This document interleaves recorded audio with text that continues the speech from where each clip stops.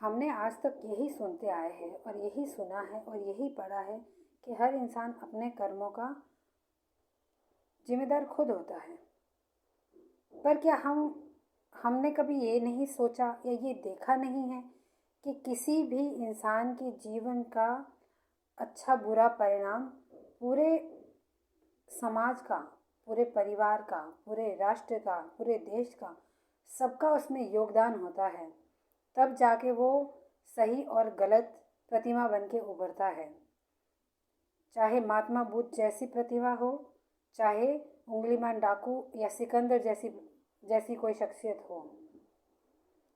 किसी के अच्छे होने में और किसी के बुरे होने में वो अकेला उसका जिम्मेदार कभी नहीं हो सकता, क्योंकि यहाँ पे किसी महापुरुष ने बहुत सुंदर बात कही है कि जो एक करता है उसका असर पूरी दुनिया पे होता है, और जो पूरी दुनिया करती है उसका असर एक पे होता है। क्योंकि ये सब एक दूसरे से कनेक्टेड है, सब एक दूसरे के साथ है, सब एक दूसरे से बंधे हुए हैं। तो एक ही शख्स उसका जिम्मेदार क्यों होता है?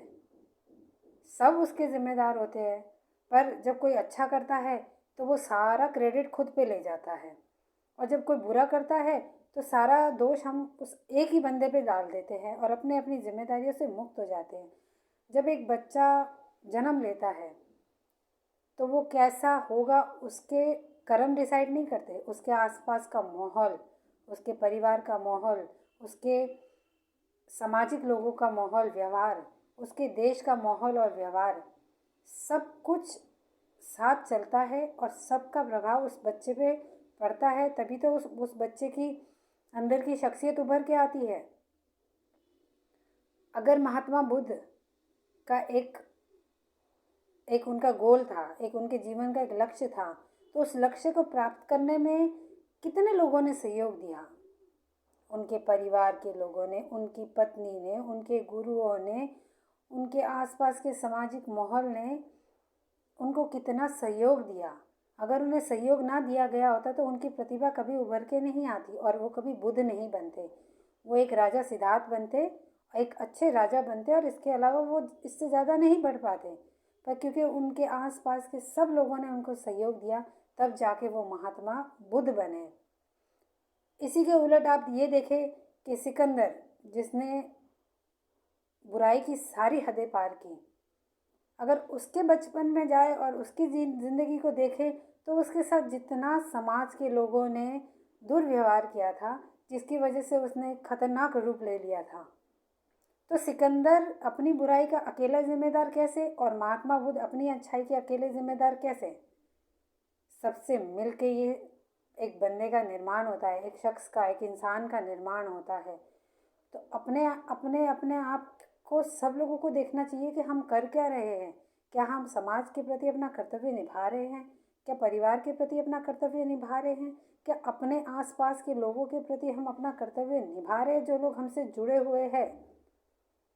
नहीं तो फिर किसी भी शख्स की तरफ उंगली नहीं उठानी चाहिए, क्योंकि चार उंगलियां आपकी तरफ इसीलिए इंगित की जाती है। जब आप एक उंगली दूसरे की तरफ करते तो चार आपकी तरफ इसीलिए मुड़ती हैं, क्योंकि इसमें समाज, परिवार, घर का माहौल, घर के लोगों का व्यवहार, समाज के लोगों का व्यवहार कैसा है उस इंसान को अच्छा और बुरा बनाने के लिए। अपनी अपनी जिम्मेदारियों से, अपने अपने कर्तव्य से यूं आप लोग मुख मोड़ नहीं सकते, भाग नहीं सकते, क्योंकि जो एक शख्स करेगा उसका रिजल्ट, उसका परिणाम, उसका अच्छा बुरा सबके ऊपर असर डालेगा।